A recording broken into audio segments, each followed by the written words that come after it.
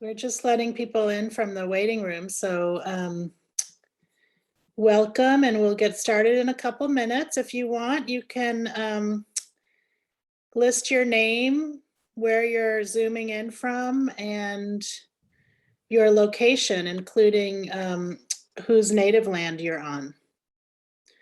And I think there's a link. If you don't know, we can give you the link. Maybe Nina, you can put that in the chat.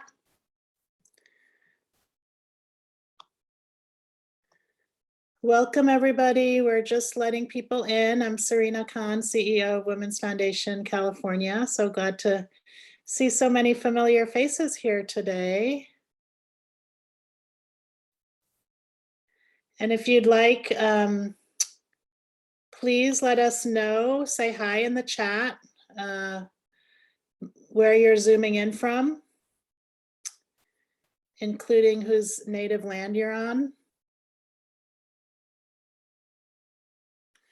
I'm coming in from northern Sonoma County, which is on Kashia land of the Pomo people. And then we're also asking for you to share a song that describes how you're feeling or what your life is currently like, if you have one to share. Okay. I'm Joy Pikus. I live in Reseda, which is part of the city of Los Angeles. I'm a former Los Angeles City Council member. I'm now retired and living in a retirement community with my husband and continuing to keep busy. Welcome, Joy. It's so good to have you with us. And you left out that you're a long-time friend and supporter of the Women's Foundation. We appreciate you so much. Okay, it's nice to be with you, and I am. I think actually I was present at the birth of the Los Angeles Women's Foundation. It took place in a room at the Bonaventure Hotel in November of, I'm not sure what year, but I remember all the other details.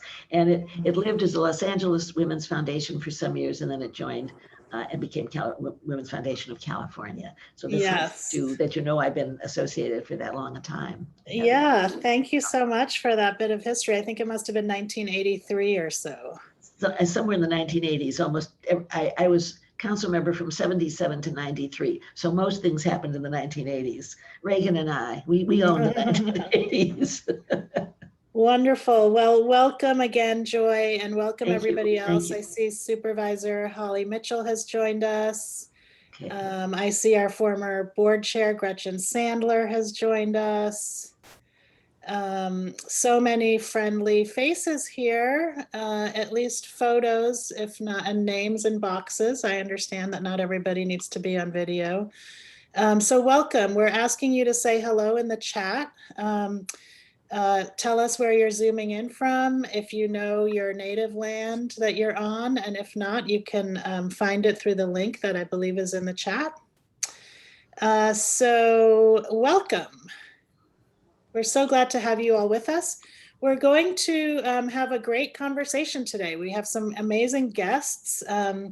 We're a year going into, 2 years into the pandemic, and we wanted to take this opportunity to gather again, to reflect on the past year, to acknowledge the continued hardships that many of us and many of our loved ones are still going through, and fortify the sense that we can really create a new normal as a community collective, really to imagine, redesign, restructure, rebuild what is possible, and identify some concrete ways to do that. So let me just start by, again, asking you to say hello in the chat. And then we'll get started. So let me just say a few words of introduction, and then we'll move on to the conversation with our guests. So I want to start by thanking you all so much for joining us. I had no idea last March that we were going to spend a whole year on Zoom when we had our first community call. So even though we've not been able to get together in person, I have to say that it feels good to gather together virtually. And in many ways, convening online offers equity and access and opens up new possibilities in building community and new ways of working. The past year, with all its hardships, has also created new opportunities, and that's where we want to focus our energy and our conversation today. And, you all know there's no getting around it that this last year has been tremendously hard. We've lost so much and so many. But amidst that loss, we've also gained some new perspectives and practices and new understandings.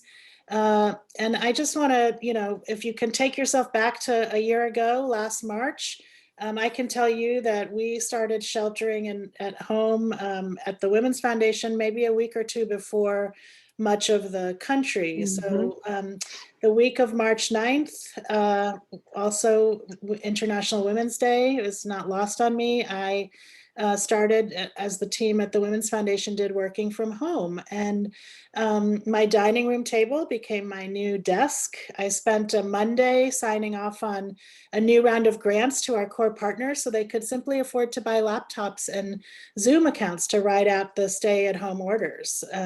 I spent Wednesday on back-to-back Zoom meetings with allies, strategizing on how to respond to the huge spike we were seeing in domestic violence rates across the state. And then I closed out the week working to convince the governor's office that not everyone was safer at home, and planting the seeds for what would become our $50 million Relief and Resilience Fund. And as a result of those conversations, we worked side by side with the governor's office and the Blue Shield, Stewart, and Levi Strauss foundations, as well as many generous individual donors to provide funding to every single domestic violence shelter in California. That's more than 140 organizations, and we moved that money fast in a matter of weeks. And as it has for so many issues, the pandemic has really shed light on an old problem in a new way. We haven't yet solved the intersecting challenges of gender-based violence and housing insecurity, but we have changed the context and the narrative, and we know we have the potential to change our culture away from violence and towards safety.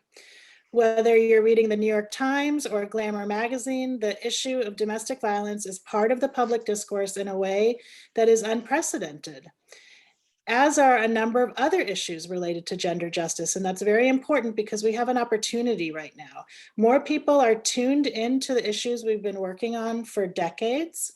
A mom who's had her fourth meeting of the day on Zoom is interrupted by her 5-year-old, and she's ready to take action for affordable childcare for everybody. She joins legions of women, especially women of color, on the front lines of work and home who need better options. And we know that better options are out there. A first-time voter in LA this November got to cast their ballot with racial justice in mind to put nearly $1 billion, $1 billion with a B, towards community health and safety. And they got to vote for Madam Vice President. And they got to put Holly Mitchell in office on the first all-women board of county supervisors. More people are asking, how are we caring for the people who are taking care of our people? And that's where the opportunity really lies. There's momentum, and we're challenged to do more, recognizing that we're all a part of the continuum of women's experiences. How can our interconnected feminism create a bigger vision for what is possible? And how will we continue to meet the moment? Part of the answer to that question is that we will find our way as we have together. Feminism requires collective action, and it demands an intersectional approach. We have to radically challenge anti-Blackness, anti-Asian hate, and liberal white supremacy as they manifest in our lives. Our opportunity now is to build the California we want and that we all deserve, and we do that work in partnership. As a publicly supported foundation, Women's Foundation California is accountable to the community leaders we support and to the community of donors who trust us to steward their resources. Together, we're reimagining and redesigning a feminist future for California. So that gets us to the conversation today. We'll be joined by 4 partners in building that future, and you'll meet them in a few minutes. Mary Ignatius, Megan Whelan, Maricela Rios-Faust, and LA Supervisor and Women's Foundation California board member, Supervisor Holly Mitchell. From building a feminist workplace to reshaping our state budget, these 4 women are at the forefront of the kind of change that we want to see. We're eager to continue to learn together, and with all of you, We want to learn and shape what comes next. So today we'll dive into some key questions that get at, what does a feminist future in California look like? What's the future of the workplace, of the care infrastructure, of access to healthcare, housing, childcare, education? What have we learned from COVID that we want to carry into the future? And what have we experienced that we know we want to leave behind? What are we doing now that is helping us to see where we want to go? So to kick us off, I want to welcome LA Supervisor Holly Mitchell, formerly known to all of us as Senators Mitchell previously. And so, to the supervisor, I want to ask that our feminist future is gaining momentum. And in LA County, and you're on the board of supervisors that for the first time, definitely in the state, but perhaps all over the country, is 100% women. And so we know we have incredible opportunity for change with that kind of leadership in the county. And so I want to thank you, Supervisor Mitchell, for joining us. You transitioned, as I said, from the State House to the county level at a time of great crisis. And in the face of that crisis, I know, like me, you're an optimist. And given your unique perspective, I just want you to tell us, what was it like going into the LA County Board of Supervisors at a time when COVID was devastating the county? And what were your observations? What have you learned? And what do you see as the future given that experience? Serena, thank you so much. I appreciate the invitation. It is always wonderful to share space with you and the Women's Foundation of California, of which I am a very proud board member. Let me first start by acknowledging I stand on the shoulders of women like Joy Pikus. We're talking about what it's like to have a feminist policy agenda today. Well, it was those women who really were the trailblazers, who entered elected bodies as the first and the onlys for far too long. And so I was proud many years ago, serving on the LA City Commission for Children, Youth, and their Families, to have oversight and work to uplift the Joy Pikus Child Care Center all those years ago. It was a child care center that she shepherded in her leadership with the city council for city employees. And I was reminded of that just yesterday in our board meeting when we had a presentation by Abby Land, the executive director of the LA County's Women and Girls Initiative, where they've done some surveying. And guess what, Serena? Workers are still talking about the availability of childcare, duh, and the availability of affordable and accessible childcare. And as we come out of this pandemic, what that will look like, how it will be different. I was so pleased to see in this report, really what for me, 15 years ago as CEO of Crystal Stairs was really kind of cutting edge, but conversations about sick childcare and, really creative ways in which we provide meaningful support to family. And so I tip my hat to Ms. Pikus and all of those whose shoulders we stand on. I appreciate you describing me as an optimist. I've chosen to describe myself as a hustler in the positive tense. I'm reclaiming that term because I'm hustling every day to acknowledge the disparity, this dual pandemic. It is a public health and economic pandemic, and the disparity it is resurfacing. It wasn't a surprise to me, shouldn't have been a surprise to anybody on your Zoom, that there are some communities that have been harder than others. I got my amazing email today from Higher Heights for America, Glenda Carr, who said that over the past year, almost 3 million women have been driven out of the workforce due to the pandemic, with Black women suffering the worst unemployment level since the crisis began. Black women now face the slowest employment recovery as our nation attempts to get back on track and through the pandemic. And I understand as California goes, therefore goes the nation.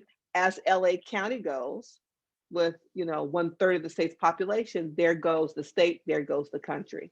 And so as you and I have talked about in the past, I am not the least bit interested in talking about how do we return to normal. This is our moment in time, perhaps a once in a lifetime opportunity, Serena, to reshape the lens through which we view policy and engage in policy making, which is why elections matter, which is why I'm proud to serve on a powerful board with fellow badass, hustling, policy-making women who are going to put our collective shoulders to the grindstone to do what we believe is in the best interest of LA County residents, all 10 million of them. With these resources coming from the federal government, this is our New Deal. This is our opportunity to think differently about how we invest in California's future, and I'm ready for it. Well, we're ready for you. And we see you, Holly. We see you hustling in LA County and really just going into communities, listening, learning, and developing in partnership the solutions that we need. And you're exactly right. We had this conversation a year ago about, we know that normal was not good. And so this is our opportunity to reimagine, redesign, restructure, and rebuild the California we want. So I want to ask you, what does that future look like? The future looks like, from my perspective, one in which equity becomes our norm.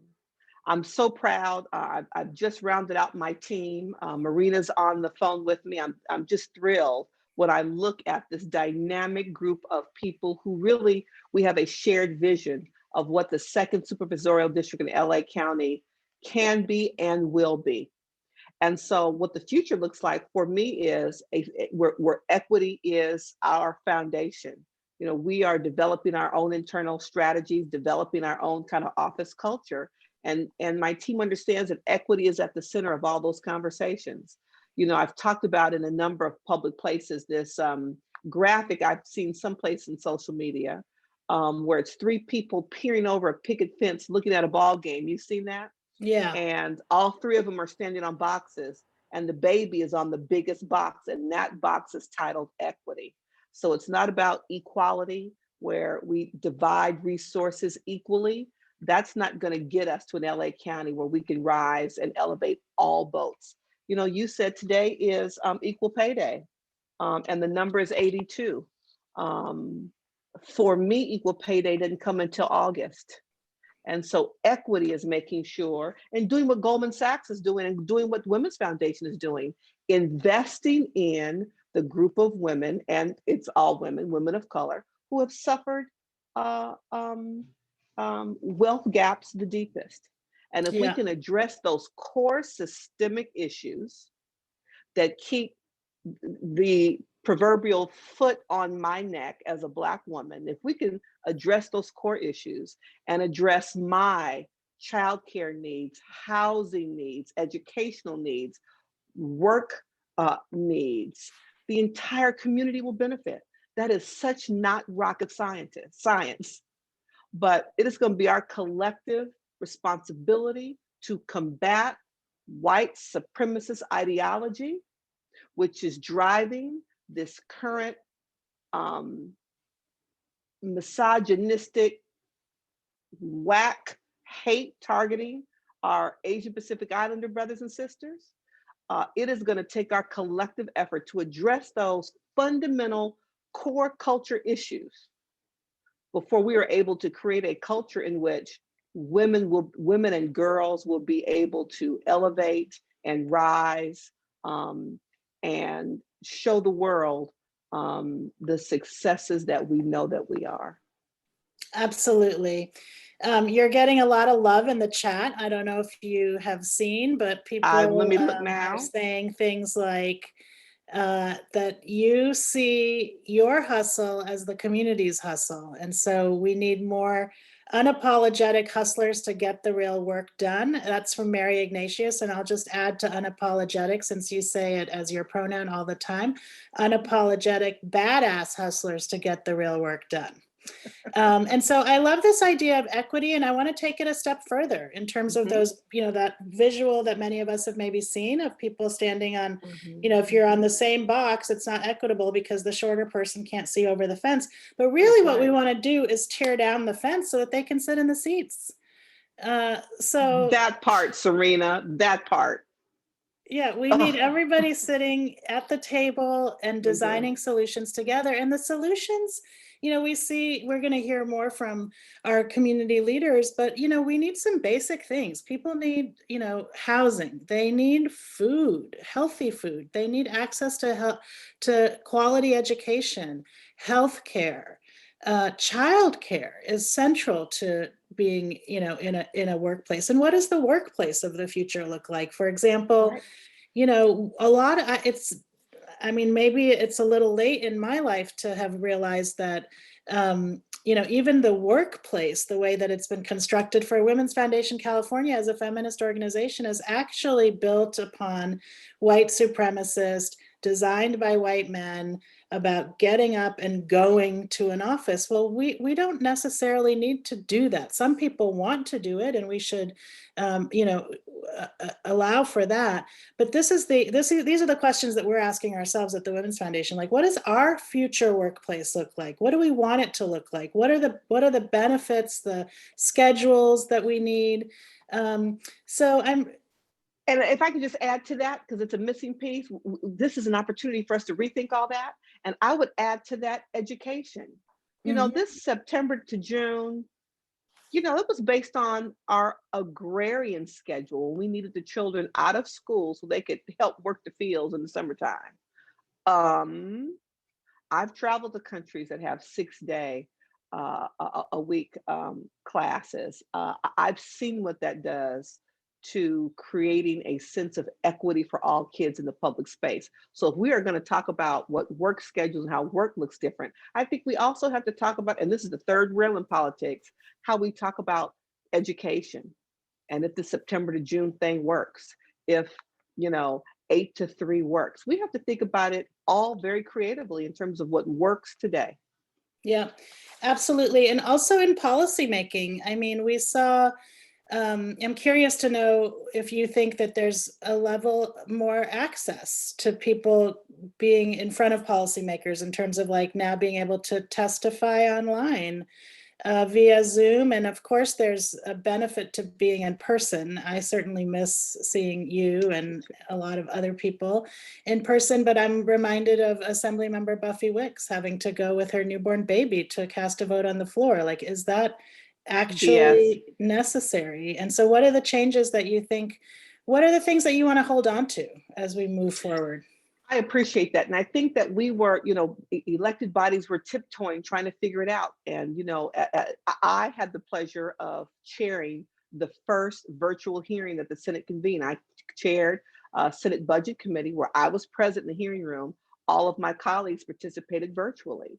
And there was lots of fear and concern. The two houses were different. The speaker had a perspective, his interpretation of the Constitution that from his perspective required that members be present. The Senate had a different perspective. I think there was concern about lawsuits. So I think elected bodies are still continuing to tiptoe. And local government is happening different all over. We are meeting remotely. I feel some kind of way about that some days. Alameda County, for example, are meeting in person twice a week. And so I think different elected bodies are figuring out what works for them in their communities. And we have to continue to figure out what's going to work. I realized the value chairing a budget committee late one night toward the end of last year when public comment was going on into 2-3 o'clock in the morning. From my perspective, a good thing. And I realized people did from, Eureka and YOLO, those, county names I like to tease because they roll off my tongue. So they make me laugh, were able to participate.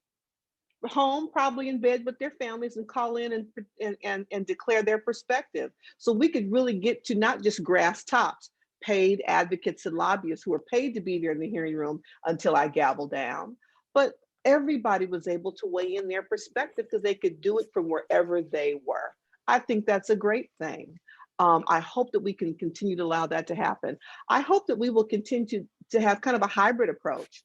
these Zoom meetings allow for more people to participate, because you can Zoom in from wherever you are. And I have been in Zoom settings where babies have been on shoulders, people have been washing dishes, doing what they need to do, preparing meals for their families. And so I hope that element continues. I think in many instances, I've seen greater participation, particularly in LA, for evening events or evening town halls, because if I don't have to leave work, drive across town, fight traffic, and then find parking to get to the meeting, I'm more inclined to participate if I can do it from work or home or wherever I am. So I think that there are pros and cons to all of it, and I hope that we pluck the good and continue to use the technology as a way to let people who may not have the opportunity to engage. That also requires that we have a serious conversation at every level of government about truly, finally closing the digital divide. We have to make sure that broadband is available and that people have devices like we're all on to make sure that they can participate.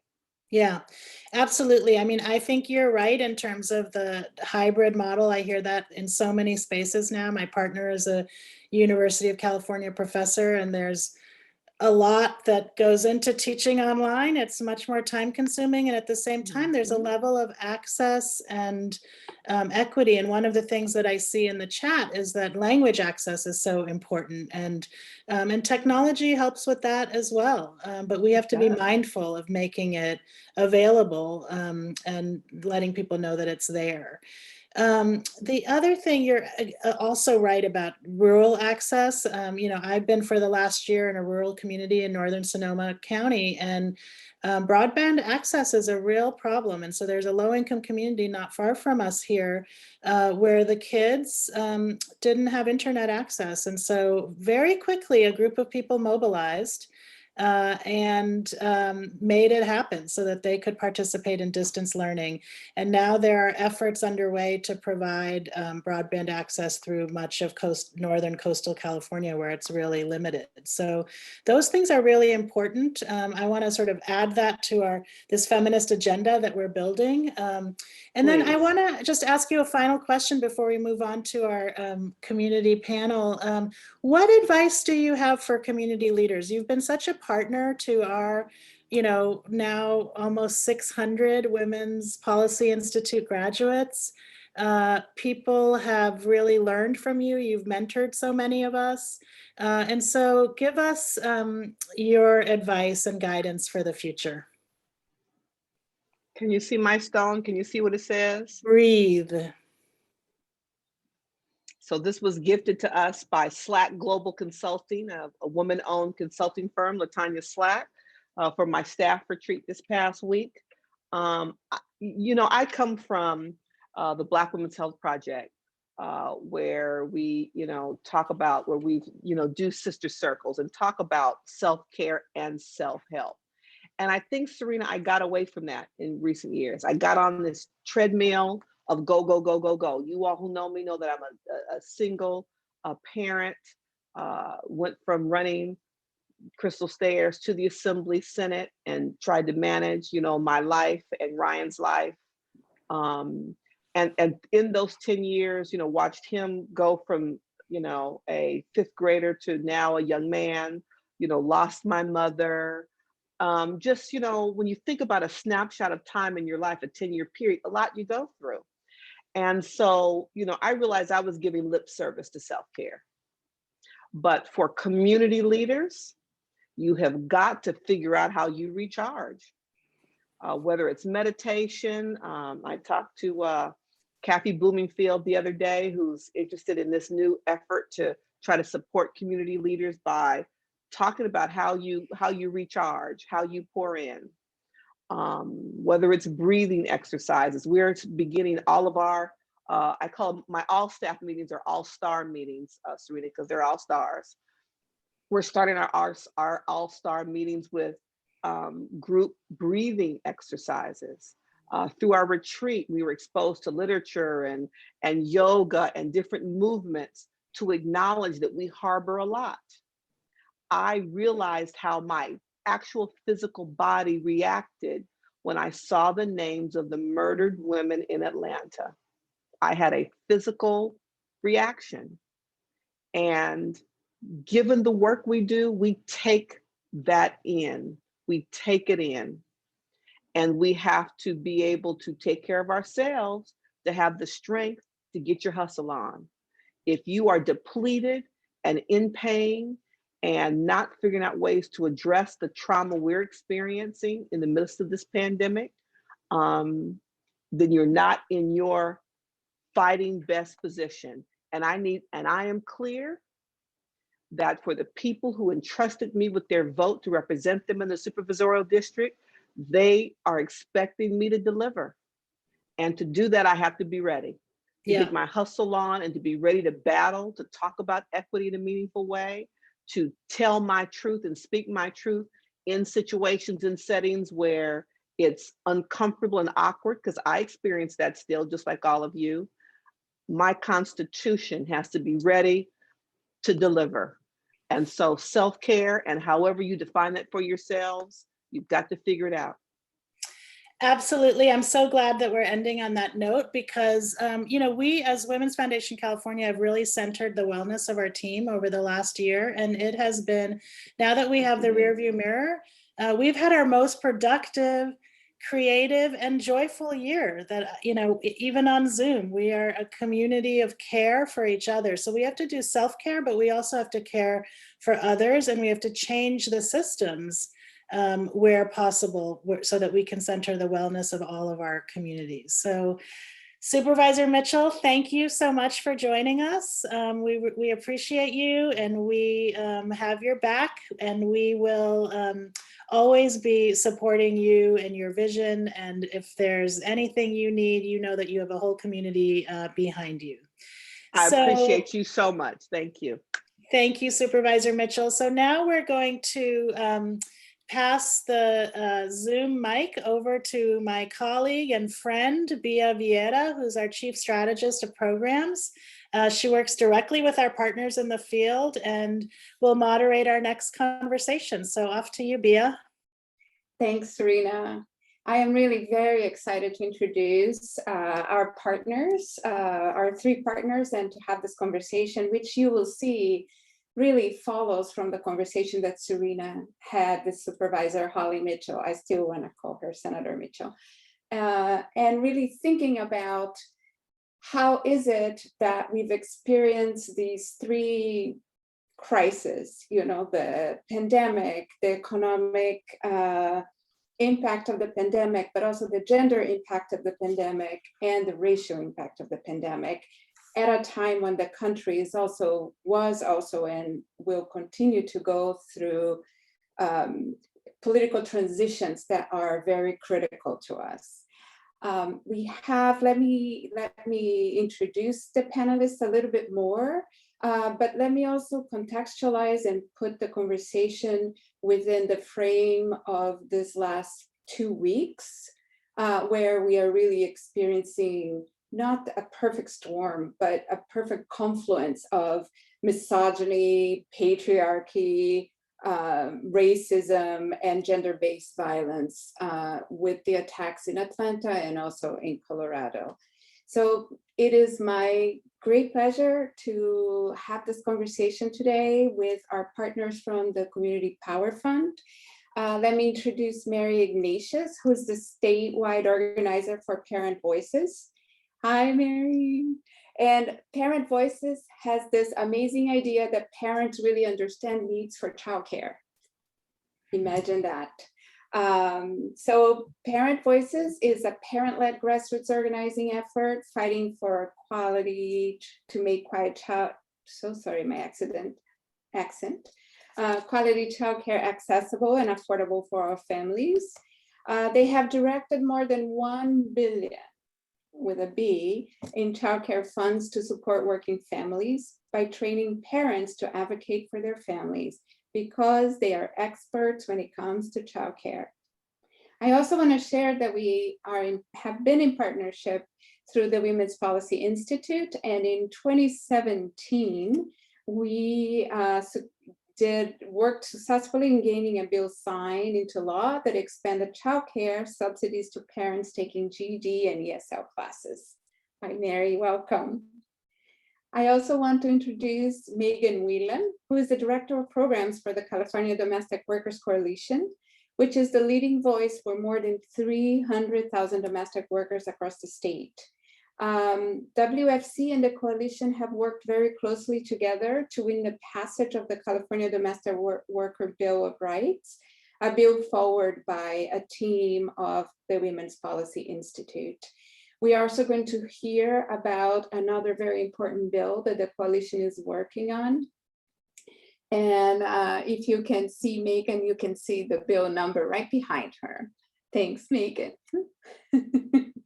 And Maricela Rios-Faust is the Executive Director of Human Options in Irvine and Orange County, and where the organization leads a collective countywide response in services of the county of Orange County.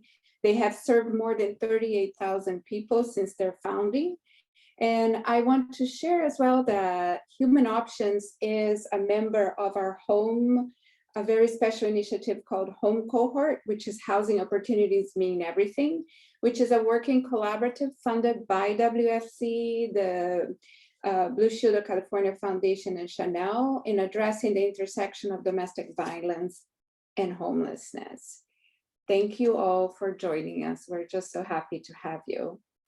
And I am going to start with a couple of questions, but this is really a conversation, and then we'll have an opportunity to hear from folks who are present here in community with us from their questions. You know, I wonder if, given both the hardness of last year, but also as Serena and Supervisor Mitchell have talked about the opportunities that have also come from last year, if you can talk about the impacts of the pandemic, all the different levels of the impacts in pandemic in your organization, but also in your communities. And I'm going to ask Mary if you could start. All right, thank you. Part of being able to hustle today was getting lunch taken care of for my first grader before this panel started. So I'm very happy I was able to do that. Thank you for having me with these other amazing women on the panel.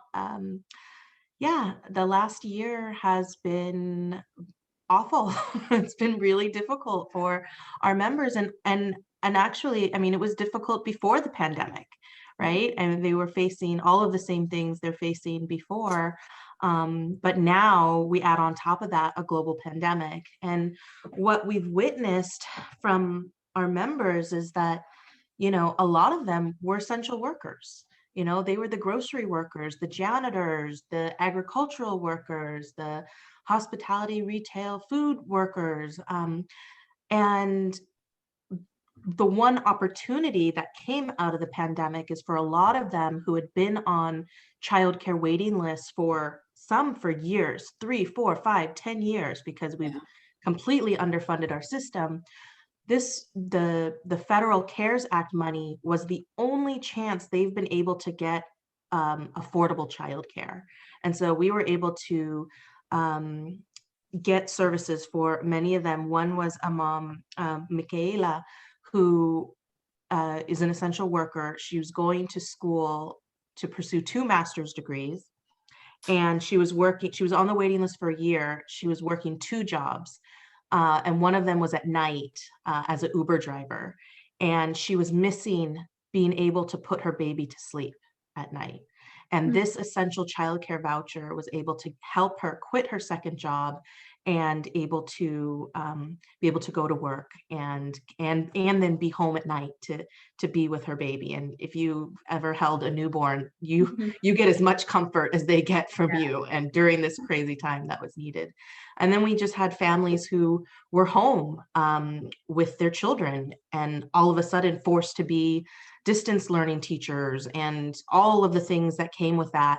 And often being the only adult in the house managing that and managing children, you know, not having enough devices to be able to do their work, to be able to help their children in their distance learning. You know, how does a 3rd grader do English homework from a phone? Because that's the only device you have. And so we've just witnessed incredible fortitude and grit And I kind of hate to use the word resiliency, because I think we've denied the fact that it's grit, and that it's not fair that we are putting this undue burden, especially on low paid mothers of color. And so, yeah, that's what we've seen of our members, but incredibly strong and ready to fight, ready to go after what the new world looks like. Oh, thank you.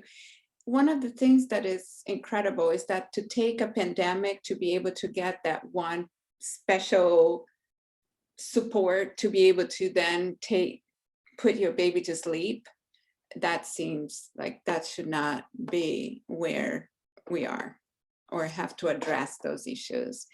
Maricela, I wonder, as Serena said, a lot of our work this year was really talking about not everyone is safe at home, and just the impact that has had in terms the pandemic and the staying at home, and then connecting to the work that Mary just talked about, because the folks you're working with are also dealing with some of the issues that the folks that Mary is working with are dealing with.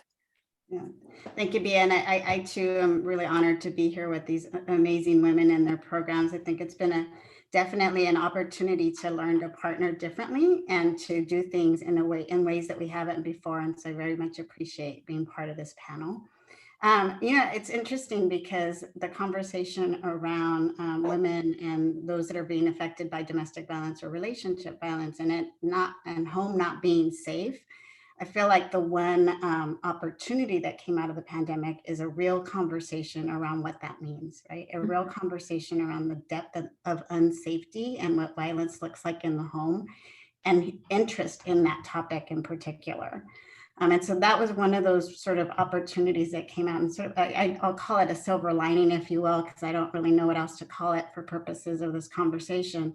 But really the chance to say, this is what it looks like and feels like not to be safe at home.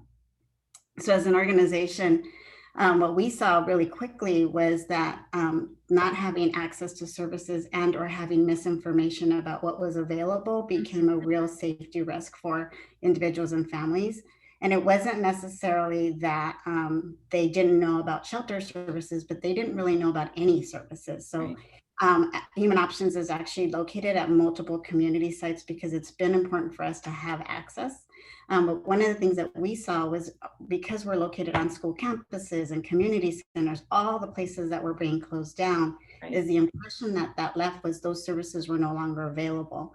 And so we really had to get creative about how we reached out to individuals. And a lot of them, like community partners, is making sure if you're talking to clients, please let them know that we're still available. This is how they can access services.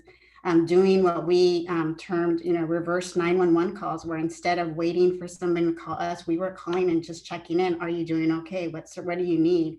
We have access to food. We have access to childcare. We can connect you to these different things, and really seizing that opportunity to, again, let them know they were not alone.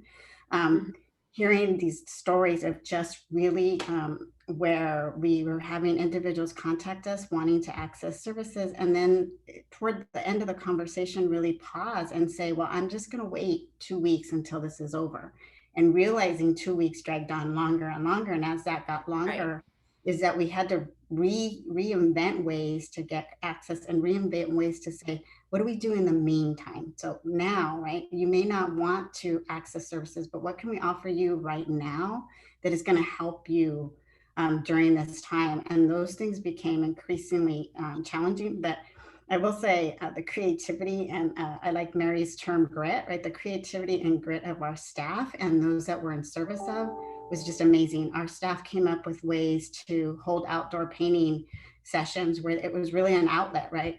And ways to really engage in dialogue that wasn't around specifically domestic violence, but healthy relationships, ways to offer tips on how to stay safe. And that was one of the things that we saw emerge as people, when you want to serve and you're in service of others, you really center what they need and you get really creative with that. Thanks, Maricela. Yeah. just as a follow-up, and then we'll move, I have a specific question for Megan, just in terms of this, because isolation is such a big part of what happens in dynamics where there is gender-based violence. And so this was kind of like a perfect moment for folks to be even, more isolated. Can you speak just a little bit about how you and what you have heard about the isolation piece and the possibilities of breaking some of that isolation?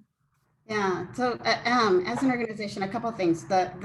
We really seek to partner all the time. So with our partner, everybody's impacted at the same time.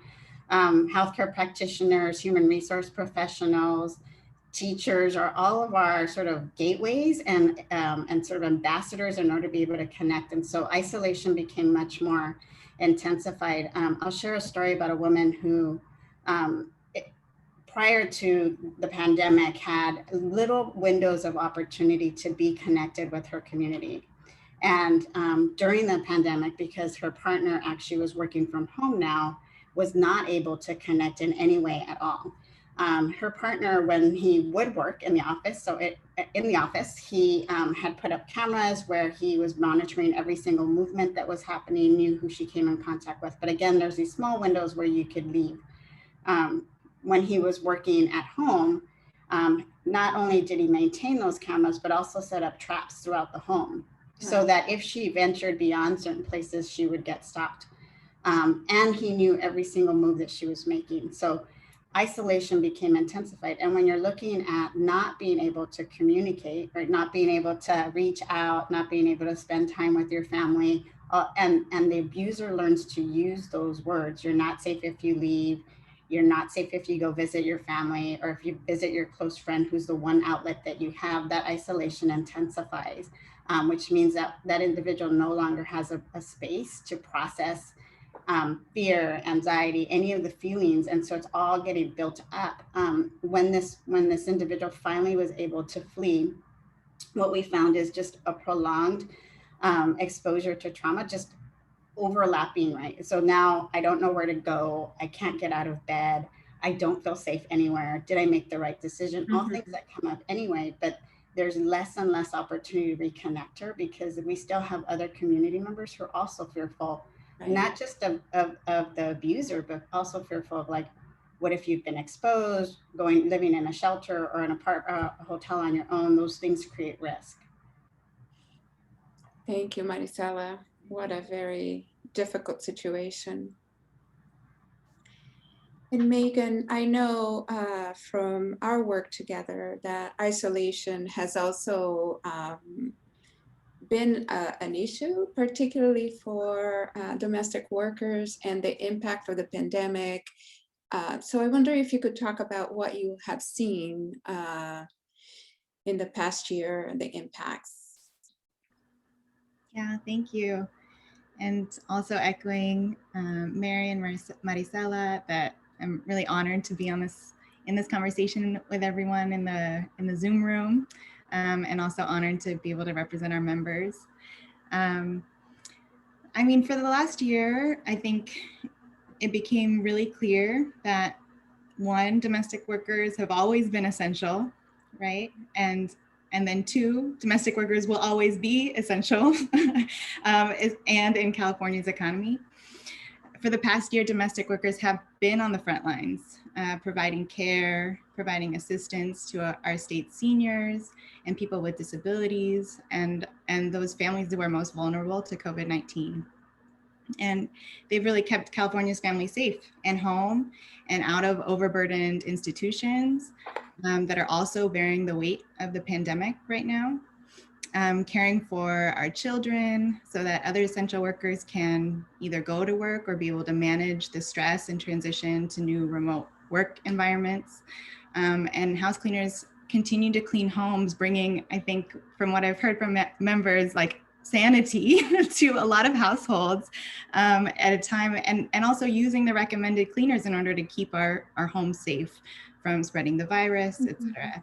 And so we've just seen, and yet at the same time, as domestic workers are seen as essential workers because of the legacy of slavery in this country, because of the history of racist disenfranchisement of Black workers and Black women workers who traditionally did domestic work. And right now in California, it is immigrant women and women of color who do domestic work, continue to do domestic work. Domestic workers remain essential and yet excluded from basic protections and safety net benefits. And the pandemic has only worsened those inequities, those systemic inequalities that have always existed in our industry. And so at the beginning of the pandemic, I think, our members experienced such severe, also job loss. So people who had, say, 10 employers suddenly were reduced to having 2 to 5 employers. At least 80% lost at least half of their jobs during this time. And of course, as immigrant women workers, there was the lack of the safety net benefits and other forms of government relief that really supported other workers to make it through this last year. So our members have shared stories of how incredible the struggle has been, to survive, to be able to pay rent or pay for other basic necessities, transportation and food, sustaining their families, and unable to access paid sick time to be able to take care of their children or themselves or their families. And so at the workplace, so that's all, during the pandemic, trying to manage their own homes, and then at the workplace, which is other people's homes, lacking the protections and benefits of workplace safety. And so, domestic employees are the only group of employees that are not covered by Cal OSHA protections, which means that in the middle of a pandemic and a health crisis, there's no right to PPE. There's no right to information about whether there's a COVID exposure in the house that they're working at. And we've seen our members become exposed, become ill, and unfortunately members have died from COVID because of this lack of protections at the workplace. And I guess so that paints a picture, both the economic devastation in our communities, as well as the health and safety risks that domestic workers continue to experience. And then because as immigrant women, as women of color, are part of the demographics that have been hit hardest. And so at the same time, the experience of grief, of fear, of having to find ways to grieve lost loved ones at the same time of trying to sustain, and so a level of stress and emotional burden has really been incredible for our members. And to use, like the metaphors of, out of the fire a phoenix is born, or when they bury us, they don't know we are seeds. Right. That is the story of the domestic work movement as I've seen it, right? Women of color, immigrant women continue to organize, in spite of the challenges. They continue to find ways to protect themselves, to keep their families and communities safe, to organize and build power, to create changes for themselves and their communities, to correct these historic injustices that are these legacies of injustices that, on the shoulders of women who have been fighting these injustices for generations, continue that fight forward in the midst of all of it. And so, there has been incredible movement to end the exclusion from basic health and safety protections. Just a beautiful campaign last year. We're in it again this year, and then new and innovative ways to look at this. Like if we don't have access to equal access to paid time off, to sick time, right, to be able to spend time with our families, to care for our families, to care for ourselves, without the fear of retaliation, without the fear of going without a day's pay, which is the prime, like a huge concern, because one day off means no pay, and living day to day is not fair. our members are envisioning something else. They're envisioning a portable benefit system where all of their employers can, pay into a system that they can carry with them from job to job, rather than when one becomes sick, then having to ask for paid sick from 10 different employers. There's new systems that we can create that allow that access and allow that change. So our members are really doing incredible work to thank you, Megan, for sure. Yeah. And, when we were preparing for this call, we had this moment where, we all know that all of these issues are intersecting. And there was this moment in the preparation call that we were able to articulate that. And I see that Mary just put something on the chat about the childcare vouchers. And Mary, do you mind saying a couple of words about that? Because that is one of the ways that all of this work is connected. Yeah, for a lot of our families, as we were using the sort of federal money that was coming in as an opportunity to expand access, our members came up with sort of COVID recommendations to make sure things were distributed equitably. And one issue they raised was, there's the essential workers who are out there doing the work, and there's also some at-risk communities and women who also during the pandemic, and for all the reasons that were explained, need affordable childcare. And so as one of the priority groups for these essential worker vouchers, it also included families who are experiencing domestic violence and homelessness. And even though this is sort of a short-term, effort, long-term, we're really talking about, there are a lot of families in crisis who are languishing on childcare waiting lists, and every day, every minute they're waiting, that crisis only exacerbates. And oftentimes mothers are staying with their abusers because they can't afford childcare and they don't know where they can take their child. Often the shelters are full or they don't take children, and there's just a lot of barriers there. And so long term, as we look at rebuilding our system, we don't have to go back to the way it was. We have an opportunity to really think about, well, what do families actually need today, instead of trying to force these families into a system that was never set up for them anyway. And so really, being able to target more vouchers for women in crisis is one of our key priorities.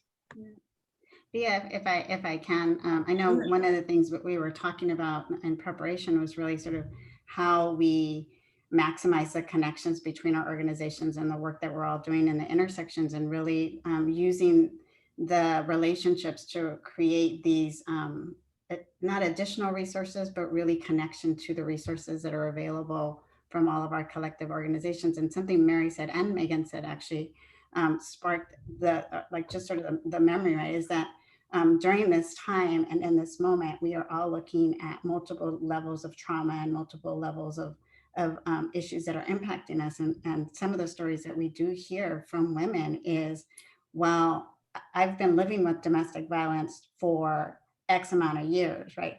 But now I don't have a job, or now I don't have childcare. And so these are the things I need to deal with first, because I've already been dealing with domestic violence for so long that it can wait. And so really recognizing that as a community, the opportunity to really talk to one another and learn from those that are being most impacted, which is, the women who now have all of these added barriers, and starting with where do we start? We don't have to start with, what I think. Let's start with what you really feel is the most beneficial, and let's get you connected. And the opportunity to step outside of ourselves and our organizations to be able to do that and have these real conversations around, this is what our community needs most right now. Our community needs to be stabilized in this area. And so how do we work in that space?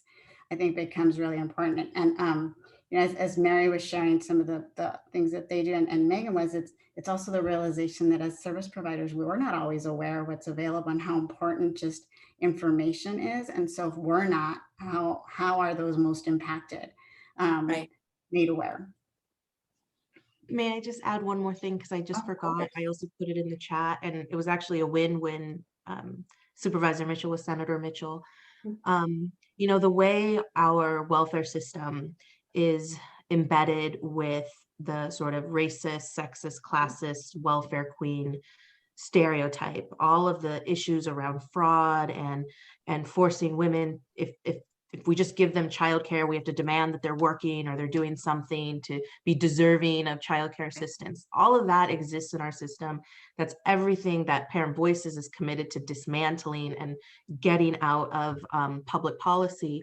But one of those wins was, if you are a survivor of domestic violence, that you can go to the welfare office to get public assistance, but that if you want to go to domestic violence counseling, if you want to get mental health treatment, that is a need that enables you to then take care of yourself and take care of your children, and you are guaranteed 1 year of full-time uninterrupted childcare. And that was specific from all of our families who are suffering those layers of trauma that Maricela just described. That how can you even imagine looking for a job or going back to school if you're constantly having to suppress your own trauma? And so I just wanted to name that because it was really important. And the bill was SB 321, so we have that intersectionality with May. Thanks, Mary. Yeah, I know that we have some questions from folks who are joining us today. My colleague Nina Lopez is going to ask them for us. Yes, thank you, Bia. So there's a recent question from Marisa. Since we know where many of these at-risk/impacted folks work, would it be feasible to conduct engagement at their places of employment, perhaps partnering with their employers? Maybe Marisa can confirm, but I think she was speaking. I think maybe this question was directed at Mary. That's right. Marisa, can you tell me a little bit more about your question? The voucher that you were just discussing, you want to do outreach. So by virtue of these folks being at their places of employment, they're away from the folks who they're abusers. So one, they are isolated, so you can get to them and speak freely about what their needs are. And I'm wondering if you could potentially partner with the employers to do some sort of workshop or engagement to convey that, or to tell them that this support system is available to them and how it would enable them to, pretty much get their life back together and potentially leave their abuser, if that makes sense. Yeah, I mean, I hear what you're saying as a strategy.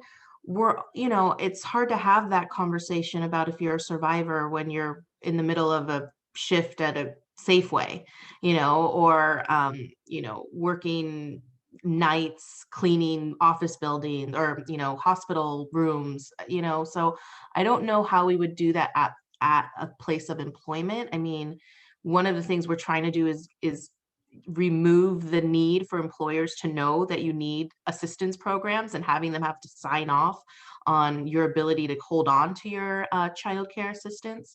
But I do think you added some other strategies around faith-based organizations and hospital clinics and, definitely the, DV prevention world, really connecting them with these resources. And as Maricela just said, if you don't know, I mean, it's the same thing parents say all the time. We don't know what we don't know. So if Maricela doesn't know that we pass these policies, and it's always about implementation. And I think that's oftentimes where in organizing, we get the win and then we've got to work on the next thing. But actually, we do have to focus on implementation and really making sure that folks who are in contact and are trusted and safe, messengers, that they have the information. So that is definitely what we're working on, and we'll definitely share those outreach flyers with all of you.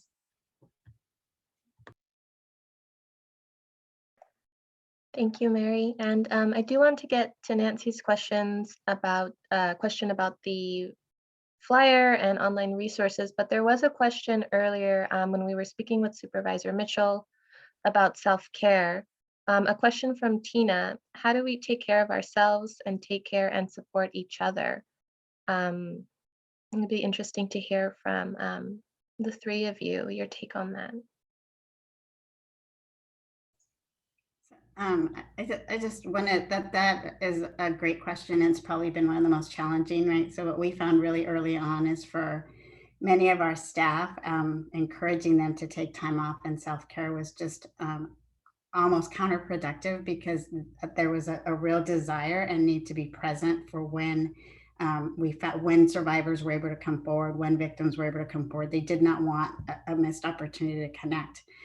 So there are a couple of things that we did as an organization is really consistently reiterate the importance of self-care, but then also provide time off during the workday. So actually schedule activities during the workday. We had regular staff meetings where it was really not about us sharing information, us getting information. It was just about an opportunity to connect and be with one another.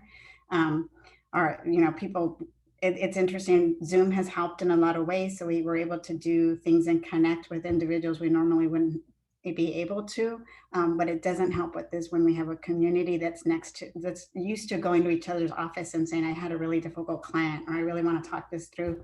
You don't have that same access. And so really creating that on a regular basis became important for us, and really just getting to know each other differently and learning, like, what are you struggling with? What do you want to hear more from? And then most recently, because what we found is many of our staff come from the communities that have been most impacted by the pandemic, right? We suffered tremendous loss amongst our staff. Now they had, unfortunately, we didn't lose staff members, but they did lose family members and dear friends. And so really finding the opportunity to just pause and actually intentionally calling it a pause and saying, like, we're going to pause right now and we're going to engage in self-care.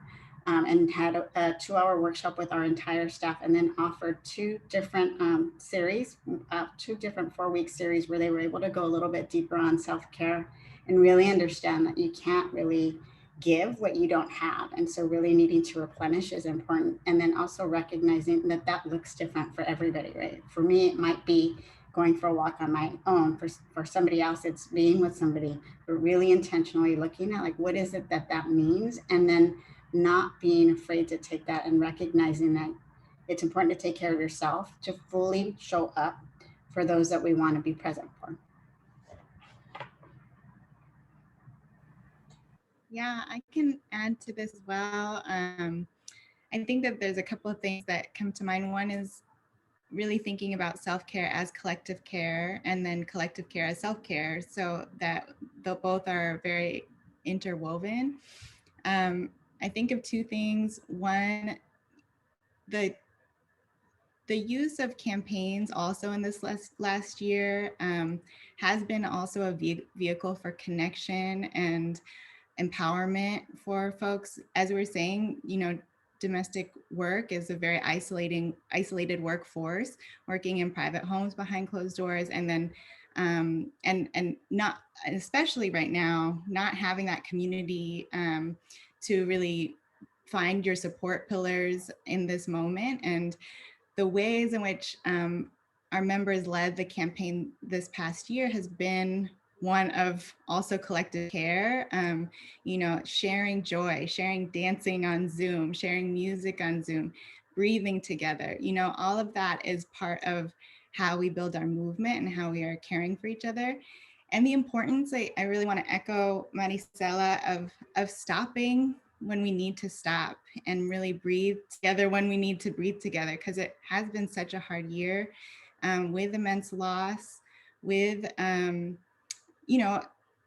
just different, with the political turmoil, with the racist violence, attacks, even, and we feel it. I think our staff, just this last week, we were at a peak moment in our campaign when we're hitting the labor committee this last week. And that was, when the violent attacks against the women and Asian women workers in Atlanta hit. And we feel it when we don't take that stop, when we don't take the moment to breathe together and to be together during these hard moments. And that's really like lessons learned to how we strengthen each other and empower each other, because we're not gonna and then the next thing I would like to say is that winning is self-care, which is like a big quote that I love from iGenPoo, which is really like the kinds of wins in the campaigns are not only the policy wins, but also the victories of bringing more members on, of every step in the process, celebrating the victories, and really working with leadership development. The leadership development is a victory. The sharing of stories is our victories, and really seeing the wins is a part of our self-care as well. Mary?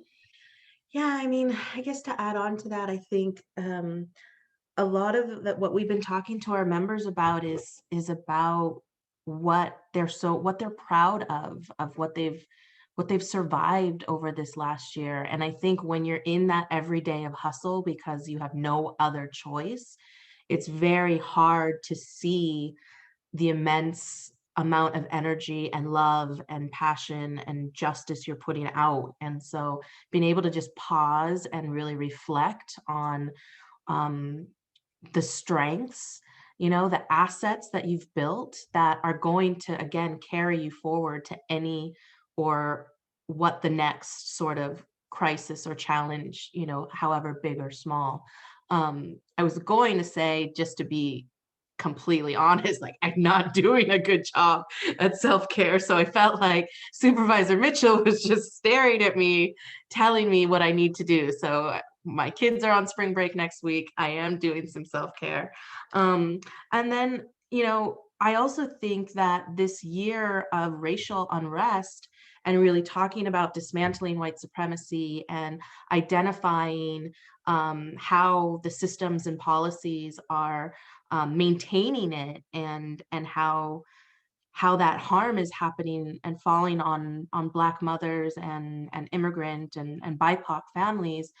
To be able to talk openly about that feels like self-care. It feels like psychological courage and bravery to be able to just say it unapologetically and in spaces that are predominantly held by middle and upper income white women. And I think that's been part of my self-care, and being able to continue to do that is going to help with a lot of healing as well.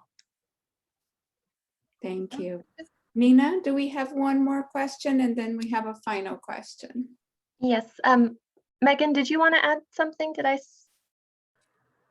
I only wanted to add, sort of echoing, one thing that has been really beautiful just starting out this year is our story circles with domestic workers, with pretty open prompts that are geared around, hearing stories and narratives around our campaigns, but just that connection has also been such a powerful space, again, of combating isolation and finding power with each other. And yeah, we're really excited to continue building those story circles. And I think that those spaces in person are incredibly powerful, and we've been able to also create those virtual spaces during this time, bringing to people across the state, which is at a more frequent level than we ever have. So thank you. Thank you all. I want to move now to a question I received on narrative and culture change. Do you see narrative and culture change as an important part of your work?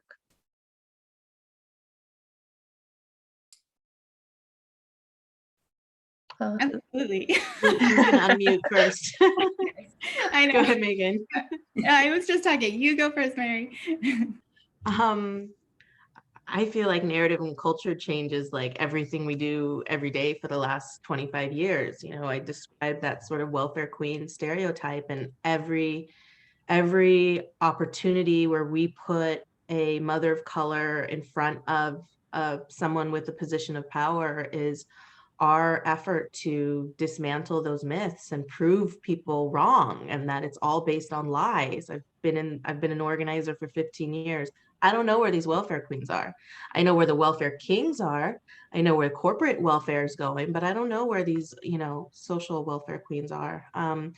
And I think it's really important that when we talk about narrative, it's not just about telling stories, it's about turning storytellers into change makers and to build the power that comes with that it's not just for us to, hear and listen, but it's how do you now translate that into power and systems change to benefit so many more. And then I think the other piece around culture is the pandemic and Black Lives Matter has really shifted conversations, especially in the childcare space, that has, really perpetuated racism and sexism and classism. And so I see this opportunity. We got a lot of money from the federal government through the American Rescue Plan.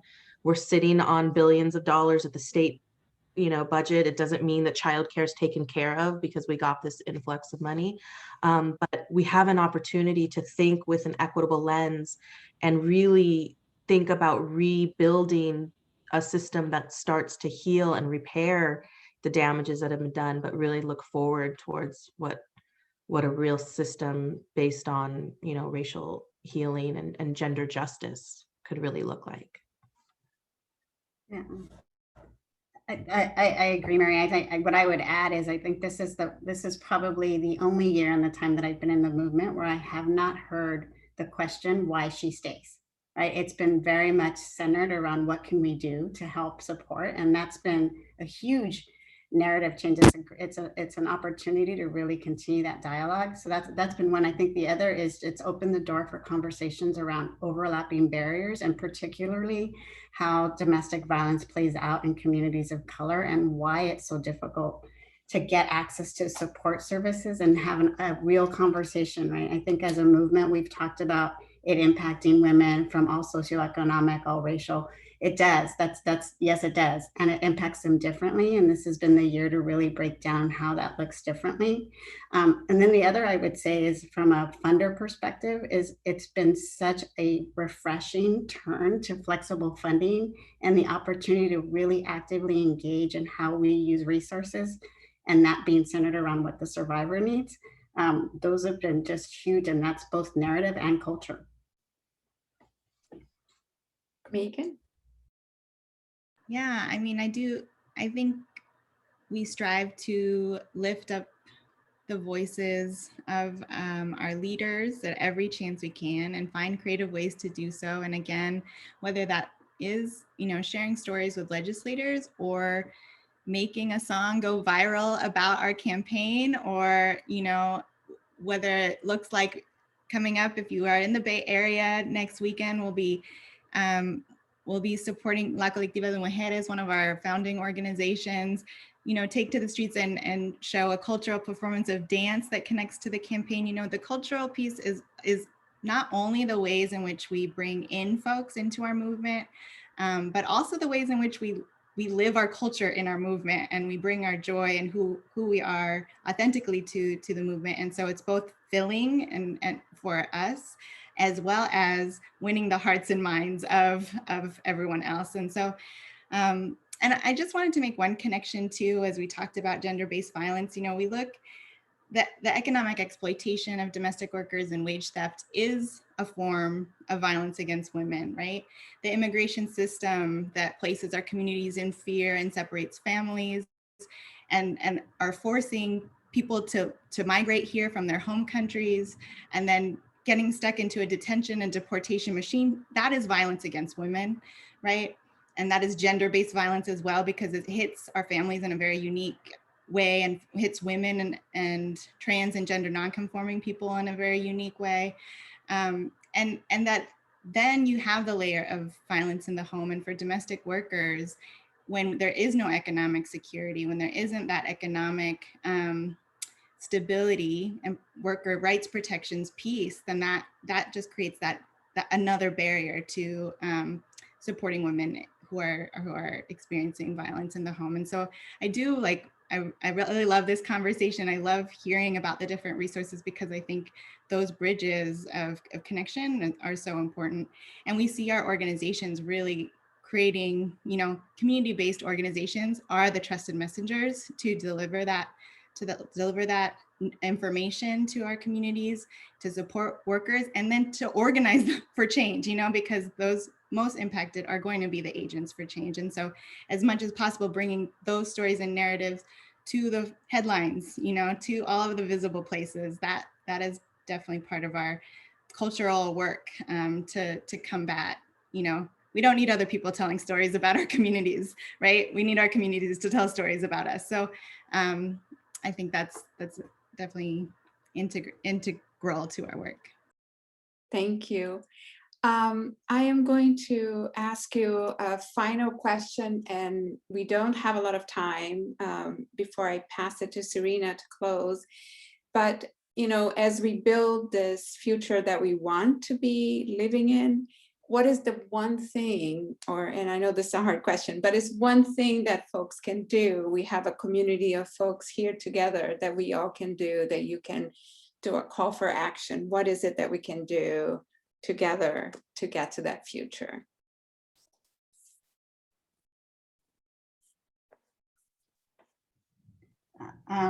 You know, for me, I would say continue a community response, right? No longer staying in silos, but really focusing on community response. Thanks, Maricela. I'll jump in. Definitely, you know, being in solidarity with each other and each other's organizations, campaigns, lifting those narratives that we're talking about, making sure that our communications are, and we're amplifying, that we're acting as amplifiers for each other's messages and campaigns. I will put shameless plugs in right now just for SB 321. Like if you are representing an organization, then please send in a letter of support for SB 321. We need to be visible towards the governor. If you've been following this campaign, we are facing, you know, a prior veto. So how do we change the heart and mind of the governor? Will you stand with us to bring that visibility, you know, through letters of support? We're signing petitions, which is going to be sent out after this meeting as well, that we're trying to get 1,000 signatures to the governor, and we're at about 500 something. So sign that petition and share it as well. So just get involved. We would love your support, and we appreciate even this space to talk about the campaign as well. Great. And Megan, if people want to know about the campaign, where they can find out? Definitely one, you can follow us on all the socials at CA Domestic Workers. You can email me or my team, Megan, at cadomesticworkers.org. You can put that all in the chat, but definitely feel free to follow up directly, and we'll plug you in. Thank you. And Mary? Yeah, similarly, we have a campaign to, if you agree that low-income women who are accessing subsidized childcare should not have to, you know, go on payment plans with PG&E to pay these childcare fees, because if they don't pay them, they lose their childcare. We ask that you join that effort. It's AB 92, and we will send out the support letters and template and campaign updates, and follow all the socials. And I think the Women's Foundation has all of them to share with you. So just stay in touch. And as you're scrolling through Twitter, just hit a retweet. I don't know why people choose retweet over like. I don't know what the difference is, but just hit them both, please. And, you know, let's just keep being loud and bold and hustlers. Keep being hustlers. We need each other. Well, thank you so much. You know, we are incredibly honored to partner with you in your work with the Community Power Fund and with our policy work as well. So thank you. And now I will pass it back to Serena. Thank you, Bia. Thanks so much for leading that conversation. And thank you, Mary and Megan and Maricela, for sharing your time today, and especially all of your brilliance and ideas. And for all the work that you are doing to build not just a feminist future, but a feminist present today and every day. And that is what inspires me. It's what keeps me in this work. So I just thank you. And I want all of you who are here today to know that Mary and Megan and Maricela are part of our vast network of grant partners and Women's Policy Institute fellows and alums. We have trained almost 600 community leaders through our Policy Institute. Many of whom are here today in the Zoom audience, and they are all connected to thousands of people, as we have heard just now, the domestic workers, parent voices, the parent leaders, our WPI alums. So we have the capability here in California to activate millions of people for this feminist future that we are reimagining. So I thank you all for being here. I want to say a thank you again to Supervisor Mitchell. I know she's left us, but I just want to acknowledge the time that she gave to us and for her ideas as well. You know, among the many things that I've learned over the past year is that there's no going back to normal. Normal was not good. Building back to a day-to-day experience and an economy and political system that didn't center the needs of our communities and meanwhile perpetuates patriarchy, white supremacy, and capitalism. And that is not our aspiration. So I hope that we are all seeing some light at the end of this pandemic tunnel. Every day I see that more and more of my friends and loved ones are getting their vaccinations. I hope I'll get mine soon so that I can gather again with people in person. And you know, that light that we're seeing at the end of this tunnel, I hope it will hold strong to what we do want and that we do know is possible. Together, we know we can rebuild a feminist economy for California that celebrates the lives of people, that creates thriving communities.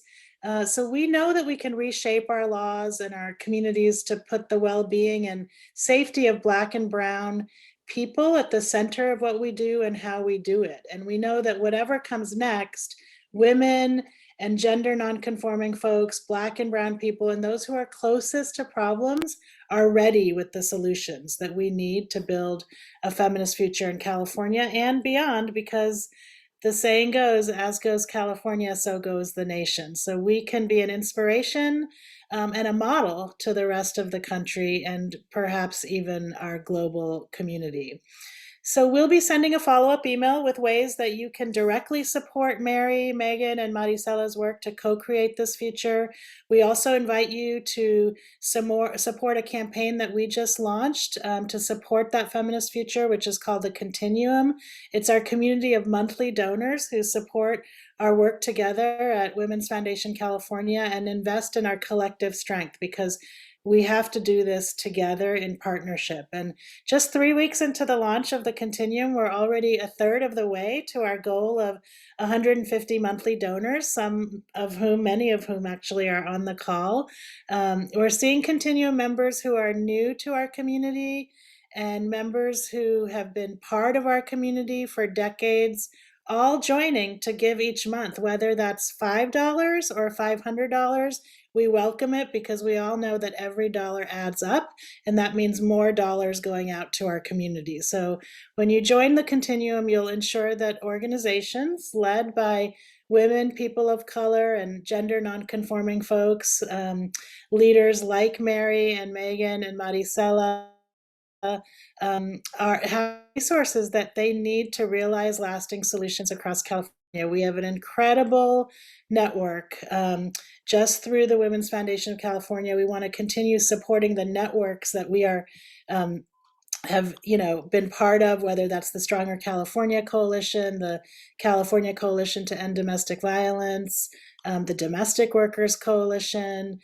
We are working in a way that I've never seen before in California, in partnership with a kind of collegiality and support network that is, it's not just what we're doing, but how we are doing it here in California. There's something very special in the relationships, the trust that we have with each other, And so I just thank you all so much for being here today. I feel very optimistic about our future because we are in the hands of some incredible leaders. So thank you so much.